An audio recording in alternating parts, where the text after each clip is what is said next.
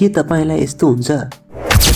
सुरुमा कुनै नयाँ गीत सुनिरहु लाग्ने, त्यसलाई दोहोऱ्याई धेरै पटक सुनै गर्न मन लाग्ने र अन्त्यमा गीत यति धेरै सुनियो कि अब त त्यो गीत कानमा पर्ने बित्तिकै झिँझार लाग्ने, इरिटेसन हुने, सुन्दै छिछि हुने। हामीमध्ये धेरैलाई यसो हुन्छ। यस्तो हुनुको कारण हो हाम्रो ब्रेनमा रिवार्ड सेन्टर हुन्छ। रिवार्ड सेन्टरले कुनै नयाँ गीत सुन्ने बित्तिकै डोपामिन रिलिज गर्छ।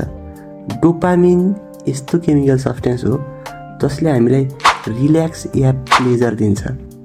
अब नयाँ गीत सुनिसकेपछि हाम्रो ब्रेनले एउटा प्याटर्न डिटेक्ट गर्छ। फेरि ब्रेनलाई प्याटर्न एकदम मनपर्छ।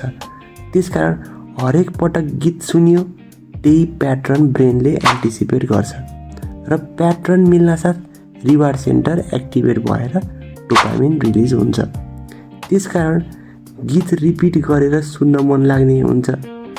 जब गीत धेरै नै सुनिन्छ ब्रेनको लागि त्यो प्याटर्न एन्टिसिपेट गर्न एकदमै सजिलो हुन्छ। त्यही भएर रिवार्ड सेन्टर अब बिस्तारै कम एक्टिभेट हुन थाल्छ र थोरै डोपामिन निस्किन्छ। यसलाई हेडोनिक एडाप्टेसन अथवा हेडोनिक ट्रेडमिल भनिन्छ। यति हुँदाहुँदै अब ब्रेन यस्तो फेजमा पुग्छ कि गीत सुने पनि अब रिवार्ड सेन्टर एक्टिभेट नै हुँदैन। फलस्वरूप त्यही गीत जुन तपाईँलाई कति मन परेको थियो अब सुन्दा फ्रस्ट्रेसन हुन्छ, किनभने ब्रेनले त्यो स्टिमुलसलाई स्ट्रेसको रूपमा आइडेन्टिफाई गर्छ। त्यसैले कुनै पनि सङलाई स्पेसल बनाउन धेरै रिपिटेसन एभोइड गर्नुपर्ने हुन्छ। तपाईँलाई पनि कुनै गीत सुन्ने बित्तिकै इरिटेसन हुन्छ भने कमेन्ट गर्नुहोला।